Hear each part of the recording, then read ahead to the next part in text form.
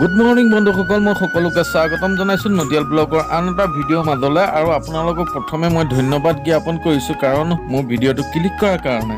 মই এতিয়া ৰাতিপুৱাই হাতত টোপোলা টাপলি লৈ এইফালে চচপেন এটা লৈ আহি আছোঁ আমাৰ গাঁৱৰ স্কুলখনলৈ আহি আছোঁ। মানে আমাৰ যিখন ঘৰৰ কাষতে আছে স্কুল, সেই স্কুলখনলৈ আহি আছোঁ। আৰু কি কাৰণত মই ৰাতিপুৱাই আহিবলগীয়া হ'ল, মইতো শিক্ষক নহয়, মই তাকে দেখুৱাবলৈ আপোনালোকক চেষ্টা কৰিম। আহক, এইখনেই হ'ল আমাৰ গাঁৱৰ মিলনপুৰ। আমাৰ এই মিলনপুৰ গাঁৱৰ মিলনপুৰ প্ৰাথমিক বিদ্যালয়।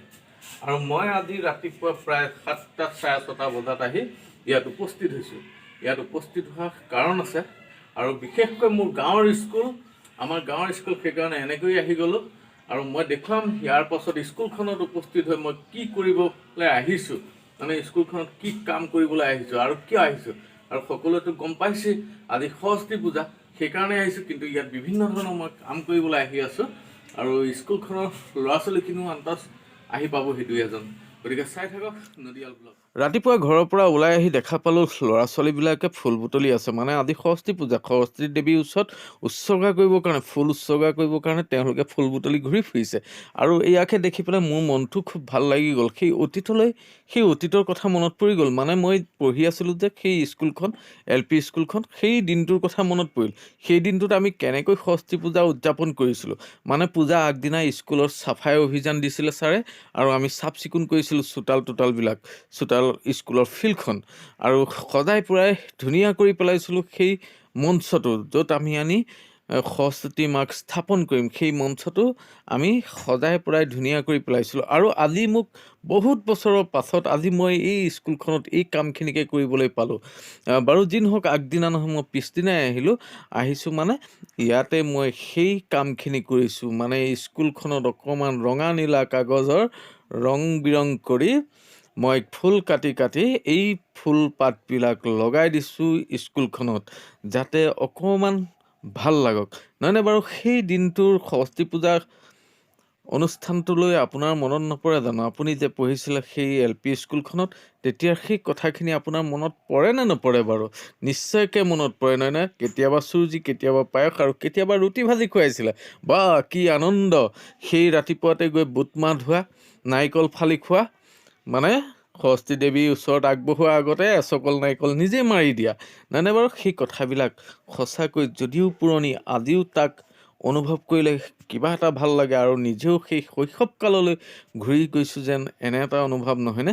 আজি মই এই ল'ৰা ছোৱালীখিনিৰ লগত, ছাত্ৰ ছাত্ৰীখিনিৰ লগত, 2-এজন তেওঁলোকৰ লগত যেনেধৰণে কাম কৰিছোঁ, মোৰ কিন্তু সেই শৈশৱলৈ মনত পৰিছে যে আমি পঢ়ি অহা সেই LP স্কুলখনত কেনেকৈ আমি কাম কৰিছিলোঁ। আগদিনাৰ পৰা একেবাৰে সৰস্বতী পূজাৰ দিনালৈকে ছাৰহঁতক সেই কামত হাত ধৰিছিলোঁ, ছাৰহঁতক কাম কৰি আগবঢ়াই দিছিলোঁ, যেনেকৈ আজি মই কৰি আছোঁ এই কামখিনি, নহয়নে বাৰু? গতিকে চাই থাকক, মই যে এই ৰং বিৰং কাগজখিনি লগাই হোৱাৰ পাছত মই দেখুৱাবলৈ চেষ্টা কৰিম কেনেকুৱা লাগে। দেখিছে ল'ৰা ছোৱালীবিলাকৰ বিৰাট আনন্দ। কিছুমানে কৈছে, ভুৱন খুৰা, মোৰ ফুল উঠাবলৈ আছে, মই গা ধুবলৈ আছে, মই কেতিয়া আহিম, মই ইয়াতে লাগি আছোঁ, এনে বাৰু? সিহঁতৰ কথাবিলাক শুনিও ভাল লাগিছে। আৰু কোনোটোৱে আকৌ ক'ব নোৱাৰা হৈ পৰিছে। আৰু সিফালে দেখিছে টেম্পুখনৰ পৰা ছাৰে ৰাতিপুৱাতে আনি খৰিবিলাক পেলাইছেহি।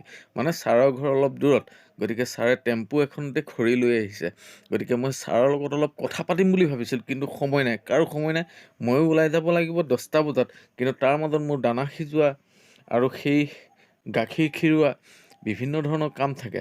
গতিকে সেইফালে ছাৰে দিহা পৰামৰ্শ অলপ দি আছে। মানে কি হৈছে, এইফালে আমুকটো লগাই দিব, এইফালে লগাই দিব, এনেকৈ কৈছে, মানে এনেকৈ ধুনীয়াকৈ সজাই দিয়ক, এনেধৰণৰ কথাখিনি কৈছে। গতিকে মোৰো সময় কম, আৰু ছাৰৰ হাততো সময় কম।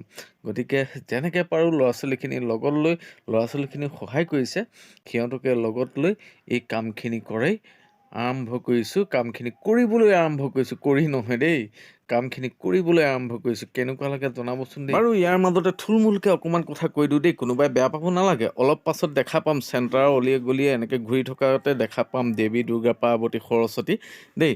মানে কি, সেই দিনটোত আছিল ইউনিফৰ্ম পিন্ধি আমি গৈছিলোঁ সৰস্বতী পূজা খাবলৈ, আৰু আজিৰ দিনটোত কোনে কেনেধৰণে সাজ পৰিধান কৰিব পাৰে তাৰ ওপৰতহে কম্পিটিশ্যন চলে। আৰু ক'ৰবাত দেখিবলৈ পাব, এইবাৰ বোলে সৰস্বতী পূজাৰ একেবাৰে ধুনীয়া ছোৱালীজনী আমুক, বন্ধুসকল, স্কুলখন এনেকৈ সজাই পেলালোঁ সৰস্বতী পূজা বুলি। ছাৰে কৈছিলে যে সৰস্বতী পূজাৰ দিনা আপুনি ৰাংপাতকেইটা কাটি মানে ৰঙা নীলা কাগজখিনি কাটি আপুনি এনেকৈ স্কুলখন সজাই দিবচোন, অকণমান আহিব, অকণমান ওলাই আহিব। আৰু আমাৰ স্কুলৰ আগফালে এয়া বৰনামঘৰ, আমাৰ মিলনপুৰ গাঁৱৰ বৰনামঘৰ ভাগ বনাই আছে, সম্পূৰ্ণ হোৱা নাই। এয়া এনেকৈ সজাই পেলালোঁ। কেনেকুৱা লাগিছে বাৰু জনাবচোন কমেণ্ট কৰি।